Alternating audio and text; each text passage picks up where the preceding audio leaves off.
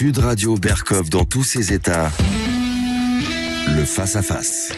La messe des législatives est dite depuis dimanche dernier, même si on n'a toujours pas de majorité, et on va donner la parole à deux ex-députés de la majorité aujourd'hui. Deux députés qui ont dû se retirer après le premier tour, puisqu'ils avaient terminé en 3e position, suite au désistement réciproque entre Ensemble et le Nouveau Front Populaire.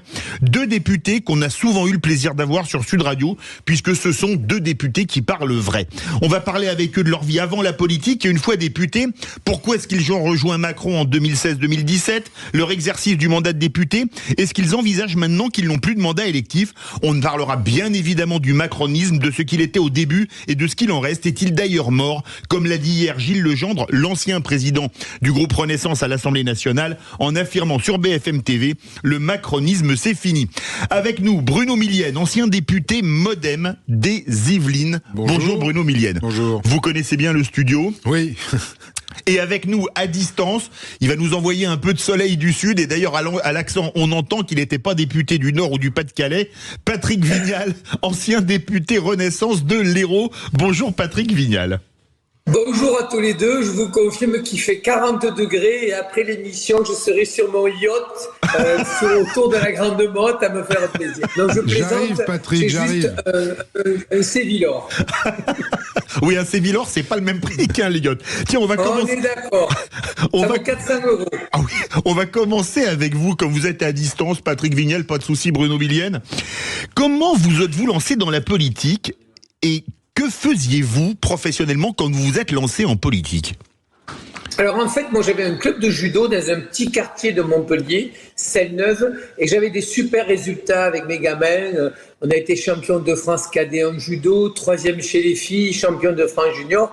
Et un jour, Georges Frêche me dit « Mais monsieur Vignal, vous me demandez jamais rien, je veux vous recevoir à la mairie ». Je rencontre Georges Frêche, on commence à faire un grand club de judo qui s'appelait Montpellier Judo avec plus de 1000 licenciés. Et il me propose à la fois, en 98, de faire toute la sécurité de la Coupe du Monde de foot. Donc je me retrouve à La Paillade avec quelqu'un d'exceptionnel qui s'appelait Louis Nicolin. En 99, je lui fais le Téléthon national, on fait quelque chose d'assez extraordinaire. Et il me dit, tu es fait pour faire de la politique, je veux que tu rentres. Et donc je suis rentré dans l'équipe municipale en 2001. J'ai été directement adjoint au sport. Et à côté de ça, donc j'avais mon club sportif et j'étais enseignant, j'étais prof associé à la fac des sports, tout ce qui est événementiel. On a fait le FIS, un événement énorme, 600 000 jeunes au bord du Lez, 3 Tours de France, du beach volley. Donc j'ai toujours fait des événements sportifs et c'est vrai que je suis ravi d'être avec Bruno parce que Bruno Millienne, il me fait rappeler un Georges Frêche. C'est-à-dire que nous, on est loyal, mais on aime dire les choses parce qu'on n'a pas envie de déplaire à nos familles, à nos amis, en baissant les yeux quand on les croise. Et je crois que c'est une qualité en politique, mais qui est en train de se perdre. Et vous avez été maire adjoint à Montpellier avant de devenir député socialiste au départ en 2012. Hein. Oui, en fait j'ai été maire adjoint à la cohésion sociale au sport, j'étais conseiller général d'un canton et un jour Georges Frêche m'invite à manger à la région, il me dit il y aura une carte électorale recoupée, je veux que tu sois candidat dans la 9e circonscription, c'est une nouvelle circo, elle était ni gagnée ni gagnable puisqu'elle était très à droite et comme je suis un garçon un petit peu intrépide, je vais faire un séjour au ski, je tombe sur un rocher, je me fais une fracture du col du fémur et je fais campagne en fauteuil roulant. Et je peux vous dire, monsieur David, en fait, que j'ai gagné parce que les gens disaient, mais il est sympa, il est sportif.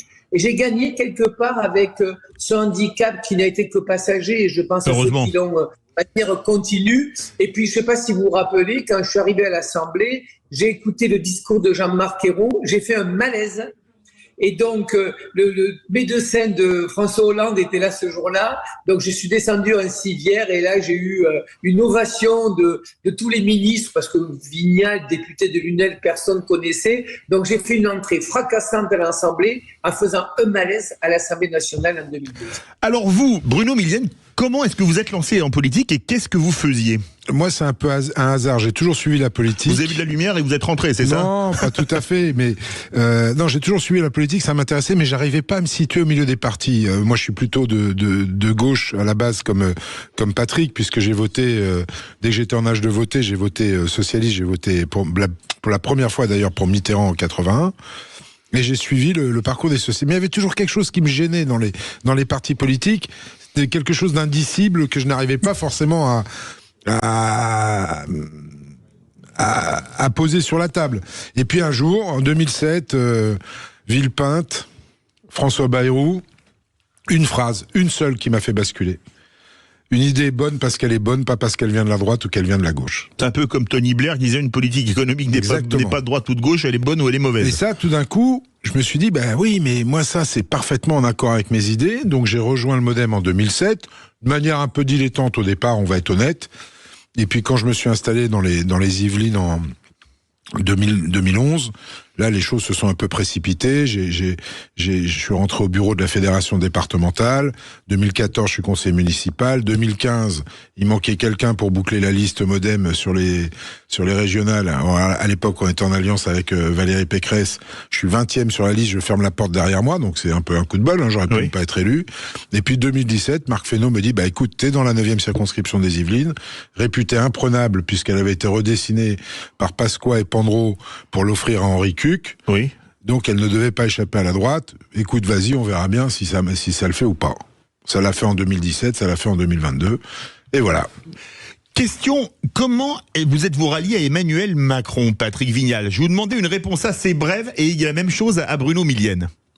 Alors déjà, Bruno Millienne, il est dans la 9e circonscription comme moi. Oui, oui, j'ai pensé. Gagnable. Alors un jour, je me retrouve à la question et je vois un jeune homme, classe, fit, costard, cravate. Il me dit, tu es Patrick Vignal, je m'appelle Emmanuel Macron, je viens d'être nommé ministre de l'économie et on me dit que tu fais des super visites ministérielles, je veux venir chez toi. J'ai dit, écoute Emmanuel, tu me laisses le temps du dîner. À la fin du dîner, j'ai dit, écoute, la semaine dernière, j'étais avec un pêcheur extraordinaire, un pêcheur d'anguilles, qui s'appelle Roland Guerrero. Je te fais une visite de l'étang de l'Or. Je te fais rencontrer des jeunes extraordinaires à Lunel. Vous savez, c'était une période, c'était très compliqué. Avec Xavier Niel, on avait mis des ordinateurs et les gamins travaillaient sur justement l'informatique. Vous étiez très agile avec les pouces. Et le soir, tu rencontreras 500 chefs d'entreprise. Et franchement, j'ai été bluffé.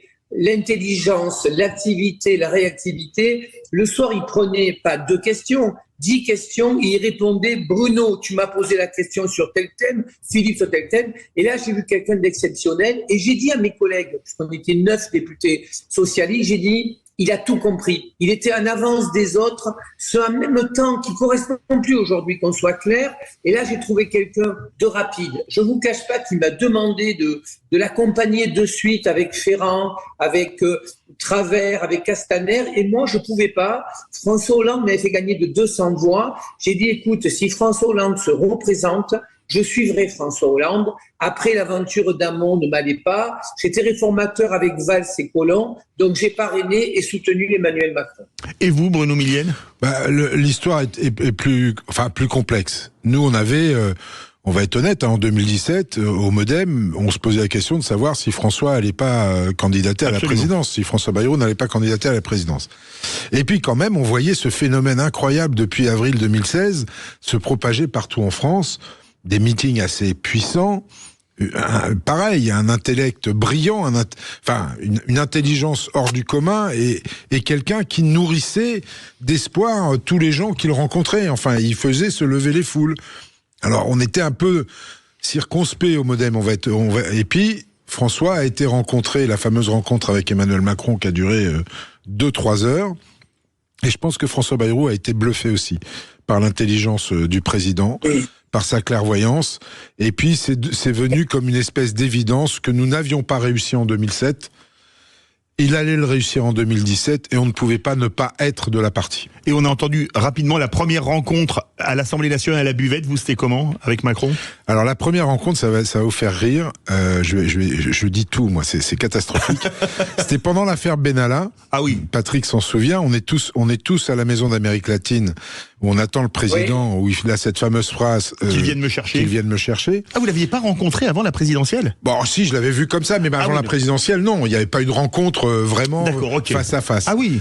Non, on le voyait, machin, mais moi je suis pas du genre à aller chercher le selfie, donc D'accord, ok. moi je m'approche pas des personnalités comme ça, je leur laisse de l'air en général. Et là, j'étais avec Christophe Malbranc, dont se souvient Patrick Vignal, et il y avait toute la horde des députés qui étaient devant l'endroit où le président allait s'exprimer, prêt à faire des selfies, à lui toucher le bras et machin. Alors moi je supporte pas ça. Et avec Christophe, tout d'un coup, on se dit bon viens, on s'écarte un peu, on va dans le fond du jardin de la maison d'Amérique latine. On avait repéré un petit truc qui faisait du bellota. Oui, là. le jambon de gland espagnol qui est fabuleux. Juste avant que. Et puis moi je savais pas du tout par où le président allait arriver. Le premier député qui en remonte, il arrive par l'arrière, c'est moi. Ah oui. Et donc il me serre la main. Il connaissait mon nom. Là, je suis tombé un petit peu à la renverse. Il connaissait mon nom. Il m'a transpercé avec ses yeux bleus. J'ai eu l'impression qu'on me lobotomisait. Ah. Ce mec a une puissance d'attraction hallucinante. Vous êtes bien sur Sud Radio, il est 13h15, on continue cet entretien sur le macronisme avec deux anciens députés, Bruno Millienne et Patrick Vignal. Vous voulez réagir? Manu attend vos appels au 0826 300 300. Sud Radio. Parlons vrai. Parlons vrai. Vrai Sud Radio. Parlons vrai. Sud Radio dans tous ses états. Philippe David. Et on fait le bilan du macronisme avec deux anciens députés macronistes qu'on aime beaucoup sur Sud Radio parce qu'ils parlent vrai. Bruno Millienne, ancien député MoDem de la 9e circonscription des Yvelines, et Patrick Vignal, ancien député Renaissance de la 9e circonscription de l'Hérault. Le 9 est à la mode aujourd'hui sur Sud Radio. Alors, je voudrais vous poser une question, mais pour une réponse rapide. Vous dites qu'il vous a scotché tous les deux. Mais quel personnage est-il, Bruno Millienne ?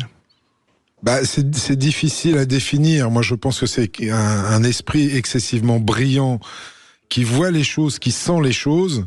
En tout cas, c'est comme ça que je l'ai ressenti. Il y a qu'à voir, pour ceux qui ont assisté au fameux grand débat du président, moi j'ai assisté à celui d'Evry, 5 heures. C'est impressionnant de voir un homme être capable de répondre à toutes les questions qu'on lui pose sans aucune fiche. Enfin, Voilà, il impressionne, il est brillant. Est-ce que le fait d'être aussi intelligent et aussi brillant n'est pas justement le mauvais côté de la facette aussi, c'est-à-dire qu'il arrive pas à avoir en face de lui des gens à sa hauteur et finalement il décide tout seul? C'est peut-être une des réponses qu'on pourrait avoir. Patrick Vignal? Oui, je partage l'analyse de Bruno, mais ce que disait Bruno quand il est venu chez moi, il a un regard perçant. Il avait, parce que ces temps d'usure, les crises successives l'ont fatigué, mais je me rappelle des gens qui étaient de la CGT, me disaient le lendemain, quand il nous parlait, on avait l'impression qu'on était la personne la plus importante à ses yeux pour lui. C'est ce que dit tout le monde. Oui, je pense qu'il va très très vite. Vous savez quoi, en fait, il va trop vite. Il va trop vite et peut-être ce qu'il a péché, c'est qu'en fait, il avait un entourage trop de techno. Il y a manqué des gens d'humilité, de chair, de gens de territoire, des élus locaux. Et c'est vrai que chaque fois, dans ses décisions quand même, parce que moi je vais être clair, avec Bruno on partage ça, je vois aujourd'hui des gens qui sont en train de lui jeter des seaux de merde, excusez-moi du terme parce que je suis en colère, alors que hier j'étais devant la porte de l'Élysée pour avoir un poste de ministre. Donc on a un président qui va trop vite, qui peut-être anticipe trop et qui surtout ne prend pas le temps. C'est le cas de la réforme des retraites. Moi j'avais échangé avec lui, j'avais dit c'est explosif. Les Français ne veulent pas obéir, ils veulent adhérer. Et en fait, il est allé peut-être trop vite dans ce mandat. Et il faut qu'il prenne un petit peu le temps de faire confiance aux gens. Alors, en 2017, vous êtes élu député pour la première fois. Bruno Millienne, on va faire le bilan du premier quinquennat Macron à l'Assemblée nationale. Alors, il y a eu le Covid, il y a eu les gilets jaunes. Avant le Covid, il y a eu plein de choses. Comment c'était l'ambiance à l'Assemblée? Parce qu'il disait, soyez fiers d'être des amateurs, comme il y avait plein de nouveaux députés comme vous. Ça, c'était pas forcément la meilleure phrase qu'il ait sortie, soyez fiers d'être des amateurs. Il nous en a sorti quelques-unes, des phrases qui n'étaient pas forcément les bienvenues. Mais non, ça a été un apprentissage. Pour moi, Patrick avait déjà eu 5 ans de mandat, mais moi, c'était le premier. Le premier truc, c'est qu'on est dans une lessiveuse. Et on cherche à trouver le bouton essorage pour pouvoir sortir à peu près propre. Et puis finalement, on y arrive. Ça a été tout de suite des joutes quand même avec les oppositions. Moi, je n'ai qu'un seul regret, si je dois en avoir un sur cette période 2017-2022, et je le dis en toute amitié avec Patrick, parce qu'il partage ce point de vue-là, c'est que des 3 composantes, ou des 2 composantes, je sais plus combien on était, non, il y avait 3 composantes de la majorité présidentielle, il y en a une qui a été quand même assez méprisante, assez hautaine, assez arrogante vis-à-vis de ses partenaires et vis-à-vis des oppositions. Et moi, je pense sincèrement, avec le recul... Vous visez Renaissance, là, qui s'appelait l'AREM à l'époque. Oui. Alors qu'on devait faire de la politique autrement. Mais je sais que Patrick partage ça. On est sur un point de faire de la politique autrement, nous. Et je pense que parce qu'on a été comme ça, et c'est le fait majoritaire qui fait ça, oui, effectivement, parce qu'on a été comme ça, eh bien en 2022, quand il a fallu construire des alliances avec les oppositions, ils nous ont fait des bras d'honneur et ils ont eu raison. Quant au bilan 2017-2022, je ne renierai rien du bilan. Pour moi, il a été excellent et je pense que dans l'histoire, on s'en souviendra. Jamais des gouvernements et un président n'ont autant soutenu le pays que ce président-là et les différents gouvernements qui ont été présents entre 2017 et 2022. Patrick Vignal, quelle ambiance 2017-2022 ? Vous en êtes à votre second mandat, on va dire que vous connaissez déjà un peu la boutique. Mais je vais vous donner un exemple précis. On était 350, une majorité absolue. On écrasait le MoDem, on écrasait Horizon. J'ai un exemple, Philippe. Vous savez que j'ai porté une loi qui est partie d'un collectif. L'association porte mon nom sur le changement de nom issu de l'affiliation. En 2021, 4000 personnes demandées. On est à 150 000.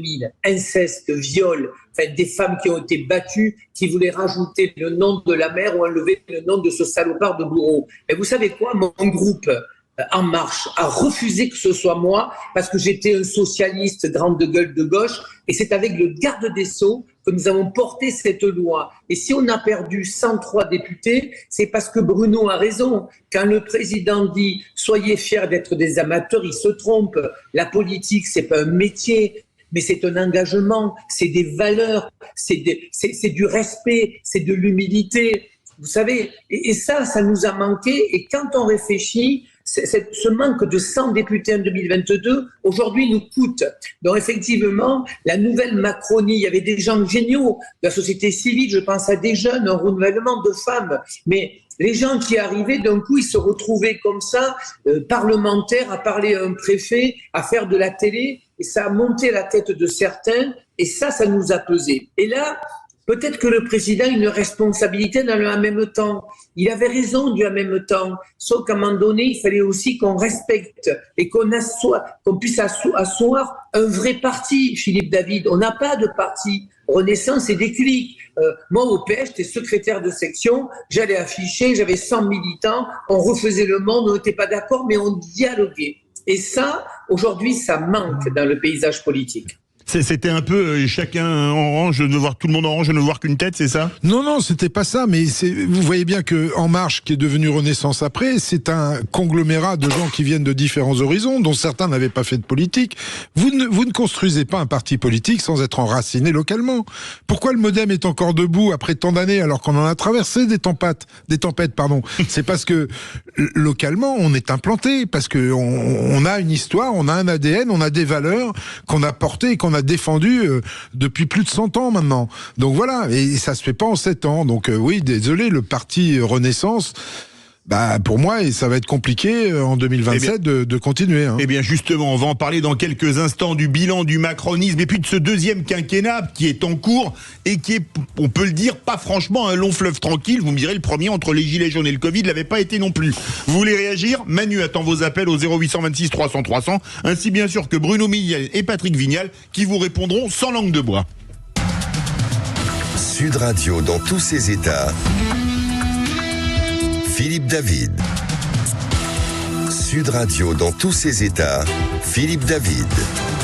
Et on a le bonheur d'avoir avec nous Bruno Milliel, ancien député MoDem de la 9e circonscription des Yvelines, et Patrick Vignal, ancien député Renaissance de la 9e circonscription de l'Hérault, pour tirer le bilan du macronisme. On a fait le premier quinquennat. Patrick Vignal, quand vous êtes réélu en 2022, qu'est-ce que vous pensez que devraient être les priorités du nouveau gouvernement ? En fait, moi, ce que j'ai proposé au président, je lui ai dit, on manque d'ancrage local, créer un ministère de l'action territoriale et un bureau des solutions. On ne gagnera pas uniquement avec l'économie, la baisse du chômage. On gagnera avec des ancrages, on gagnera quand les gens ne diront pas c'est leur vie, c'est pas la nôtre. Et donc le vrai débat, c'était peut-être, et on s'est trompé, peut-être mettre pas des ministres techno. Quand vous avez quelqu'un comme Dupond-Moretti, c'est un homme, on peut aimer ou pas, mais c'est un homme de conviction, de chair. Et je pense qu'on a manqué, si vous voulez, de maillons. On a eu des ministres tellement techno qu'on ne comprenait pas ce qu'ils disaient. Donc on a manqué cette proximité, on a manqué, si vous voulez, de faire une osmose avec les Français. Et pourtant, Emmanuel Macron, moi je peux vous dire, j'ai fait ces débats avec lui, comme a dit Bruno, il n'a pas besoin de fiches, en fait, il comprend comment ça fonctionne, mais je pense qu'il a eu du mal à se reposer sur les corps intermédiaires et sur les élus locaux. C'est l'erreur qu'on a fait. Enfin, le maire, il est élu et aimé à 80% de ses administrés. On n'a pas parlé au maire, on n'a pas parlé au président des départements, on n'a pas parlé au président de région. Il fallait qu'on fasse de la politique et en fait, on a fait de la techno. Et la techno, Philippe David, ça ne marche pas. Il n'y a jamais de bons politiques qui sont des technos parce que c'est deux métiers différents. Bruno Millienne, j'avoue aussi que la techno, c'est pas mon genre musical préféré, hein, soyons très clairs. Il est très rap, Philippe David, en fait. Il est très rap et reggae, il faut le savoir. Non, mais moi, je rejoins ce que dit Patrick. C'est pas pour dire toujours la même chose que lui, mais on a déshumanisé la politique sur le deuxième mandat. On a déshumanisé la politique. On a besoin de parler aux gens avec de l'empathie, avec de l'écoute, avec de la compréhension. On n'est pas tout le temps d'accord avec les gens, mais on a fait des campagnes où tous les deux, on a rencontré des gens qui n'étaient pas d'accord avec nous. Ça n'empêche pas de discuter, de les écouter, d'essayer de comprendre. Ça, on l'a pas fait.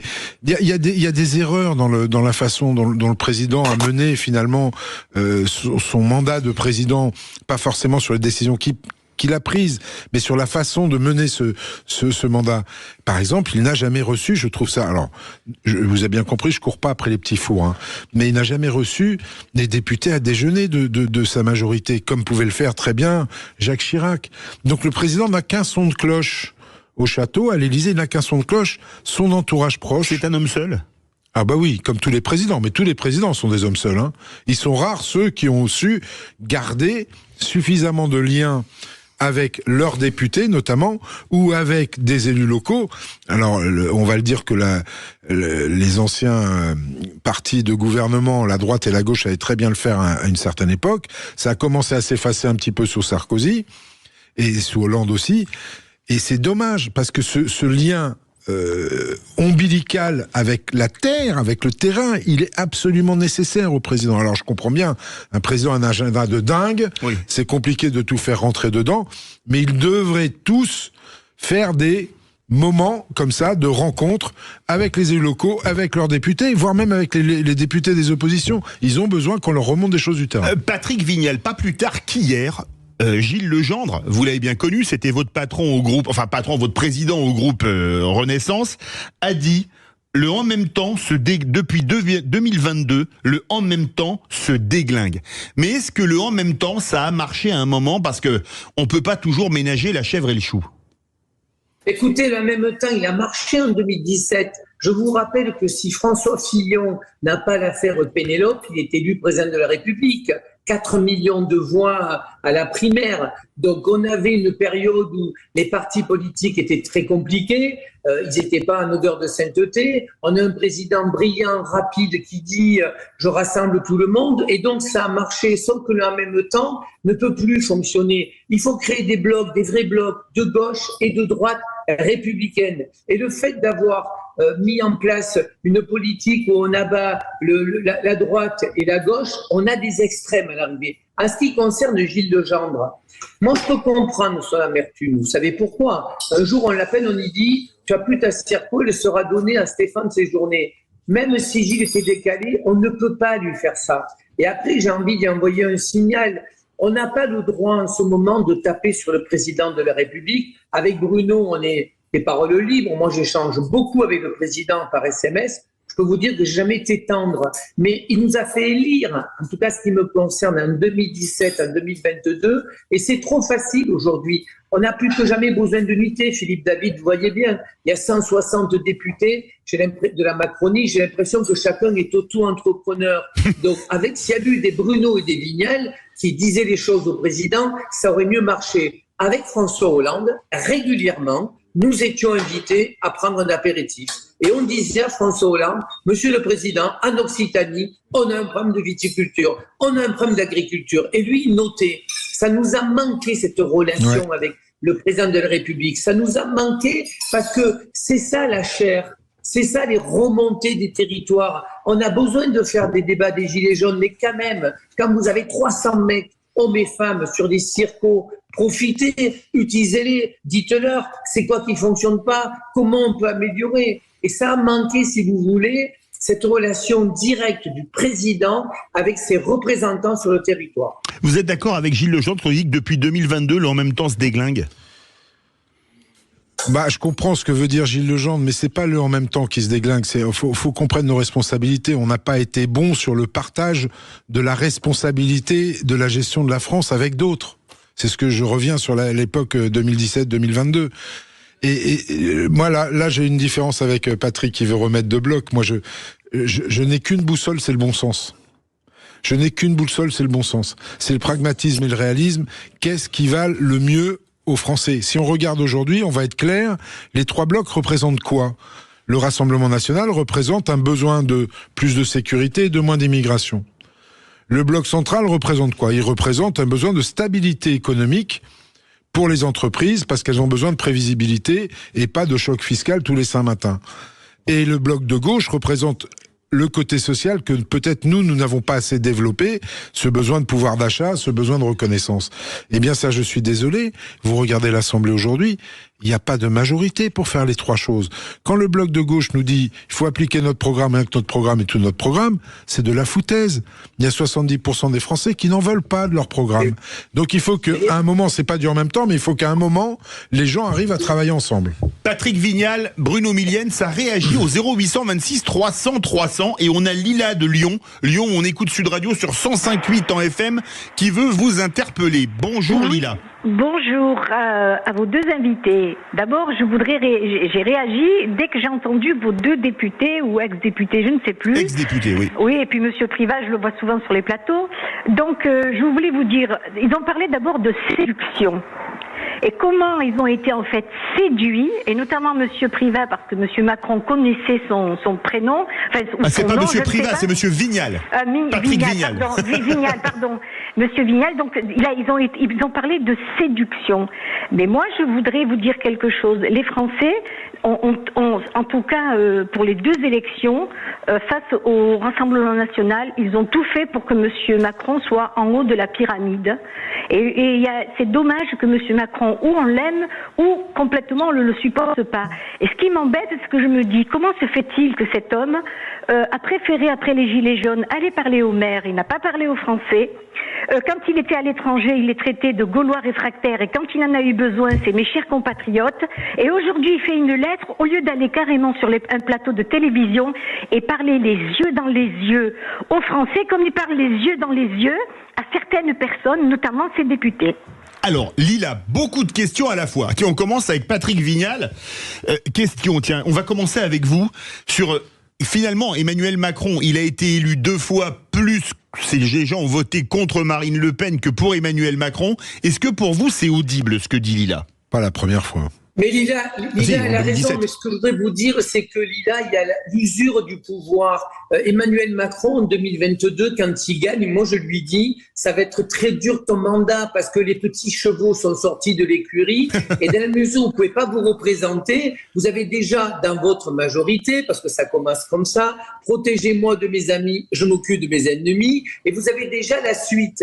Et c'est vrai que là, la difficulté du président, c'est que peut-être qu'il parle trop. Et donc, nous, on y a dit, Monsieur le Président, laissez mener la campagne à Gabriel Attal. Et donc, la lettre, c'était, si vous voulez, pour éviter d'occuper l'espace. Et vous avez raison, madame. Ou on aime ou on déteste Emmanuel Macron. Je vous rassure, votre serviteur, c'est pareil. Ou les gens même me disent, on vous soutient, ou ils me détestent. Et ça, c'est français, en fait. Pourquoi? Parce qu'on ne laisse pas indifférent. Je pourrais vous parler de Bruno Millienne, on l'aime, on le déteste, de Gérald Darmanin, de Éric Dupond-Moretti ou de Philippe David. En fait, en France, quand les gens sont transparents, il donne pas de l'émotion. Et donc, Emmanuel Macron, il a ce côté émotionnel où on l'aime ou on le déteste. Et je trouve que c'est un petit peu dommage parce qu'on doit parler de la France. Et donc, à l'international, il est apprécié et au niveau national, il peut être détesté. J'assume que ces quelques formules, n'étaient pas forcément les Gaulois réfractaires, n'étant pas excellentes. Ou ceux qui ne sont rien. Bruno Millienne, ce que dit Lila de Lyon, une chose importante, est-ce que c'est vrai que ces formules, les Gaulois réfractaires, ceux qui ne sont rien, et qu'il est quand même excessivement clivant, ça a pas porté préjudice à la majorité et à vous donc... ça a porté préjudice au président surtout. Oui, aussi à lui-même. Ça commence par porter préjudice au président. Moi je voudrais revenir quand même sur ce que disait Lila. Moi je pense pas que 2017 ce soit une élection de barrage au Rassemblement National. 2017 c'est une élection d'envie, de changement par un homme qui a su lever les foules. Il a su lever les foules. Moi qui étais un petit peu dubitatif au débat, je l'ai vu, on l'a vu faire. Ce président, ce jeune président était capable d'emmener avec lui tout le monde. Bon, après les choses ont changé, les petites phrases. Mais les petites phrases, oui, mais il y a certaines petites phrases où sur le fond il a raison. Je suis désolé de le dire, mais ça se dit pas comme ça. Quand vous dites à quelqu'un qui cherche du boulot, vous avez qu'à traverser la rue pour en trouver. Non, vous faites pas ça comme ça. Vous prenez le mec par le bras, vous lui dites, monsieur, vous travaillez dans quel secteur? Ah, ok, d'accord. Vous dépendez de quel pôle emploi? On va vous accompagner et je vous promets que d'ici une semaine, vous avez du boulot. Et après, vous pouvez illustrer, et je vous le promets, parce que je sais que si on traverse la rue, on a du boulot. Bon, ben voilà, on a eu à le subir, il l'a subi, la détestation qu'ont les gens pour Emmanuel Macron tient essentiellement dans ces petites phrases, et c'est dommage parce qu'on a été jugé sur la forme et pas sur le fond. Merci beaucoup, Lila. Oui, un mot très court, Patrick Vignal, parce qu'on doit faire la pub. C'est important ce que dit Bruno, je l'ai vécu, moi, quand il est venu à mon déplacement, et quand je fais des plateaux avec des gens qui me disaient on veut plus Macron, et quand je parle du programme, ils vous disent ah non, mais il a fait le job. Et comme dit Bruno, c'était sur la forme, en fait. Quand il est venu chez moi l'après-midi, on est face à des gens et on se retrouve avec deux jeunes qui disaient Emmanuel Macron, toi tu as un costume à 4000, toi tu as un... Et à la fin, Emmanuel il dit, si tu veux un costume, va travailler. Comme le dit Bruno, moi j'aurais dit aux jeunes, qui d'ailleurs a eu un costume parce qu'il est fait d'un service de pompe funèbre un peu. Je leur dis, tu sais, si tu veux avoir un costume, j'ai des formations, j'ai envie que tu fonctionnes. Et c'est ça, Philippe, si vous voulez, c'était sur des réponses trop directes et non politique. Sud Radio, il est 13h42, on remercie Lila de Lyon. Tiens, on va passer du tablier de sapeur dans quelques instants pour les tripous du Rouergue, puisqu'on a Serge de l'Aveyron qui nous appelle au 0826 300 300 pour vous interpeller, messieurs. On se retrouve dans quelques instants. Sud Radio dans tous ses états. Philippe David. Sud Radio dans tous ses états. Philippe David. Et on fait le bilan du macronisme avec Bruno Millienne, ancien député Modem, et Patrick Vignal, ancien député Renaissance. Ça réagit beaucoup, direction l'Aveyron. Bonjour Serge. Bonjour Monsieur David, je suis ravi et bonjour à Monsieur Patrick Vignal et également à Monsieur Millienne. Et je voudrais tout simplement poser une question à Monsieur Vignal, puisque par le passé j'ai eu l'occasion d'être étudiant sous la période où Georges Frêche a enseigné à l'université.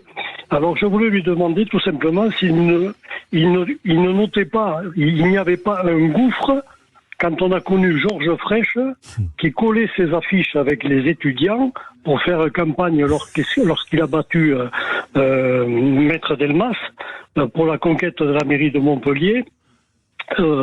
Et le personnage qu'est Monsieur Macron, pour qui moi personnellement je n'ai aucune haine, mais que je considère comme un paratonnerre qui actuellement ne fait que tout simplement hériter, se ramasser tout l'héritage des 40 ou 50 années de politique qui se sont suivies. Et ensuite, je voudrais tout simplement lui rappeler que Georges Frêche, par ailleurs, vu sa culture et l'esprit d'entreprise qu'il avait, Mitterrand n'avait surtout pas souhaité le prendre comme ministre. Et je dirais que ce sont surtout des personnages de cet ordre-là dont nous manquons aujourd'hui, c'est-à-dire celui qui qualifiait à l'époque de délinquant les deux membres du Conseil constitutionnel, dont j'ai oublié le nom, l'un d'entre eux étant Maître Dumas, qui avait tout simplement s'était livré à une petite magouille qui avait permis de blanchir certains hommes politiques qui finalement étaient corrompus dans des affaires de financement, etc. etc. Vous connaissez mieux que moi. Et puis, si vous avez l'occasion, Monsieur Vignal, puisque vous êtes judoka, je souhaiterais que vous donniez le bonjour à Monsieur Christian Bénézis, que j'ai également rencontré par le passé. Ah bah écoutez, le monde est petit parce que vous avez été maire adjoint de Georges Frêche et Serge de l'Aveyron a été son élève. On va laisser répondre Patrick Vignal. C'est vrai que Georges Frêche, il disait des choses largement plus trash que Macron, mais c'était pas ça la politique à l'ancienne finalement. Georges Frêche, il avait tout compris, il savait travailler avec des forces vives, il savait emballer la droite de Montpellier puisqu'il a gouverné pendant longtemps. Georges Frêche était un érudit, c'était la politique qu'on aime, les deux fers, les Georges Frêche étaient des gens exceptionnels. Moi, j'ai vu Georges Frêche pleurer sur des débats, il incarnait quelque chose, Georges Frêche, si vous voulez, moi je vais être clair, je rentre sur la liste en 2001, 2 mois après je suis adjoint au sport, adjoint à La Paillade qui était le quartier de conquête de la gauche. Et c'est vrai que le vrai débat qu'on a aujourd'hui, c'est qu'on manque de gens avec du charisme, on manque de gens qui aiment les gens. Et c'était la force de Frêche, tout en étant un homme politique. Et après, en ce qui concerne Christian Bénézis, cher monsieur, moi j'ai succédé, si on peut le dire, à Christian Bénézis, puisque je suis devenu adjoint au sport. Mais je veux pas faire vieux con, excusez-moi du terme, mais... Donc vous n'êtes pas vieux et pas con, donc vous ne risquez rien. Non mais, Philippe, ce qui était assez génial, c'est que moi j'affichais avec Frêche, on se battait avec les communistes, mais comment vous dire, à armes égales. Aujourd'hui, on a les réseaux sociaux, les gens se planquent derrière. Je me fais insulter tous les jours par peut-être des amis ou des anciens amis qui font des fakes sur les réseaux. Il faut remettre de l'humain dans nos territoires. Et c'est vrai que, franchement, Georges Frêche serait là, il aurait soutenu en 2017 Macron, mais comme à Mitterrand, il aurait dit « pose ta cravate et viens jouer au boule avec moi sur le terrain ». Parce que Frêche était capable de recevoir 19 ministres européens au quorum et l'après-midi jouer à la pétanque avec moi à Figuerolles. C'est ça les grands hommes politiques. Bruno Millienne. Il aurait dû être formé par Georges Frêche. Bruno Millienne. Le changement des hommes politiques, j'avais prévu de vous poser une question sur l'ambiance à l'Assemblée nationale dans le deuxième quinquennat. Vous y avez passé que 2 ans tous. C'est vrai qu'il y avait 2 salles, 2 ambiances par rapport à 2017-2022, 2022-2024, non ? Oh, il y a eu dès 2017 beaucoup trop de députés, je vais dire techno. Moi, on a un peu la même façon de faire de la politique avec Patrick. La politique, c'est des convictions. C'est des convictions qu'on peut partager avec des gens, même avec des gens qui ne sont pas d'accord avec nous, parce qu'on essaye toujours de trouver des chemins. Mais c'est surtout quoi la politique ? C'est de l'empathie, c'est de l'écoute, c'est de la bienveillance, c'est de l'émotion. Enfin, on s'engage pas en politique. Ni Patrick, ni moi ne sommes engagés en politique. Déjà pour faire fortune parce qu'on a perdu du pognon. Ça, c'est la première chose. Oui. Et deuxième chose, on l'a fait. Pourquoi ? Pour être au service de nos concitoyens. Quels qu'ils soient, d'où qu'ils viennent, qu'ils votent pour nous ou pas. Si vous êtes incapable de transmettre la moindre émotion aux gens à qui vous vous adressez, mais c'est fini. Et je trouve que le personnel politique aujourd'hui est d'un niveau catastrophique à ce niveau-là. On n'a que des technos. Un techno ne fait pas de politique. Pour moi, c'est pas possible. Laissons la politique à ceux qui sont comptables ou qui sont capables d'entraîner les citoyens avec eux sur des émotions et sur des choses partagées. Merci à Serge de l'Aveyron. Il nous reste 5 minutes et je voudrais vous poser absolument 2 questions à chacun. Comment avez-vous vécu la dissolution le 9 juin au soir, Patrick Vignal, quand vous l'avez entendu, je dissous l'Assemblée nationale ? Écoutez, 1 heure avant, j'avais un ami dont je tairai le nom qui m'a dit « il va dissoudre ». Et très franchement, c'est un uppercut. Vous montez sur un ring et vous prenez une droite forte qui vous sonne. Et donc, je ne vous cache pas que j'ai pas dormi de la nuit, d'abord pour mes collaborateurs.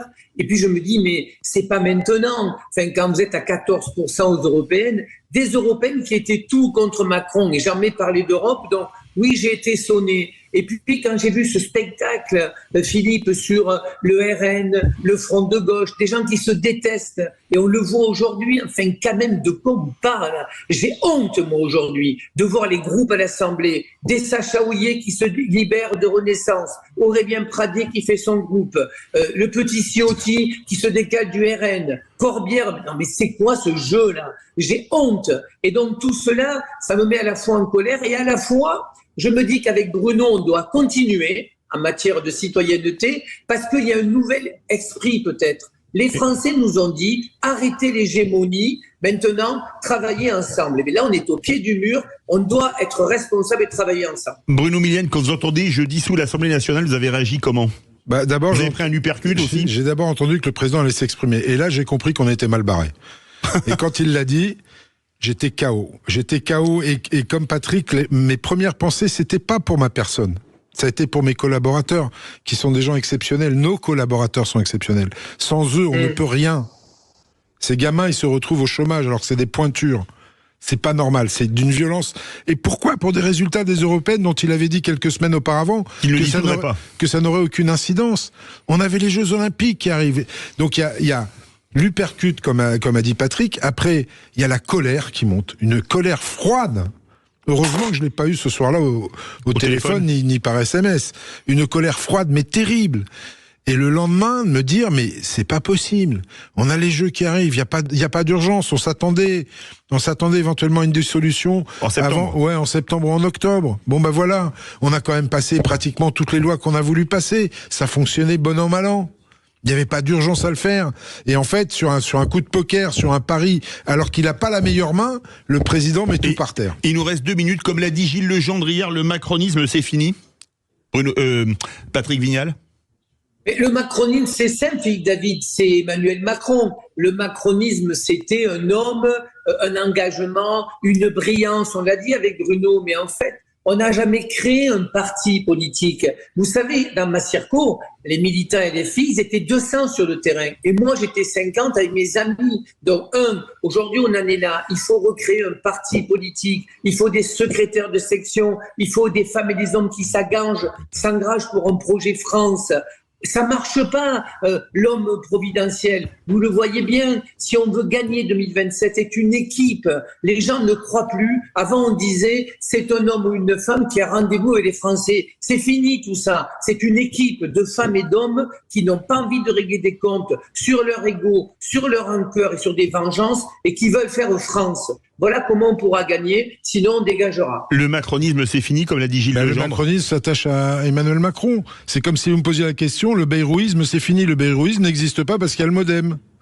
Voilà, c'est tout, c'est aussi simple que ça. Et je rejoins Patrick Vignal, arrêtez de bosser pour vos chapelles. Moi, j'ai honte de ce que je vois à l'Assemblée aussi aujourd'hui. Quel message vous envoyez les Français en 2022, en 2024? Bossez ensemble pour l'intérêt des Français. Vous êtes capable de faire ça plutôt que de vous protéger le cul et de garder vos fauteuils bien au chaud à l'Assemblée nationale? Montrez que vous en avez dans la culotte et que vous êtes capable de bosser pour les Français. Ça me met dans une rogne, pas possible de les voir comme ça. C'est incroyable. Ils ne retiennent rien des enseignements vote après vote. Et après, ils s'étonnent que le Rassemblement national monte ou qu'il y ait de l'abstention. Mesdames et messieurs les premiers responsables, c'est vous. Merci beaucoup Bruno Millienne, ancien député MoDem de la 9e circonscription des Yvelines. Merci beaucoup Patrick Vignal, ancien député Renaissance de la 9e circonscription de l'Hérault pour ce débat passionnant. Je me dois aussi de vous remercier parce que c'est ma dernière de la saison. J'ai passé des moments extraordinaires en votre compagnie pendant cette saison qui se termine aux côtés de Cécile de Ménibus et des Vraies Voix. J'ai été très heureux de remplacer, comme cette semaine, notre ami André Berkoff, à qui on souhaite, comme à Cécile évidemment et à toute l'équipe de Sud Radio, de bonnes vacances. J'espère avoir le plaisir de vous retrouver à la rentrée, vous qui êtes chaque année plus nombreux à écouter Sud Radio. Je voudrais remercier également toute l'équipe, Thibaut et Manu au standard et à la réalisation. Et un petit clin d'œil à Virginie qui est venu assister à l'émission, qui nous a apporté d'excellents chocolats. Je dois le dire, vous avez goûté Bruno Millienne. Notre ami Patrick Vignal n'a pas pu, la réal, ils étaient très bons. Hein. T'as loupé quelque chose, Patrick. C'était les chocolats de Thierry Keflin, un merveilleux chocolatier. Allez, je vous embrasse. On se retrouve à la rentrée, j'espère. Et tout de suite, Brigitte Lahaye. Sud Radio. Sud Radio. Parlons vrai. Parlons vrai. Sud Radio. Parlons vrai.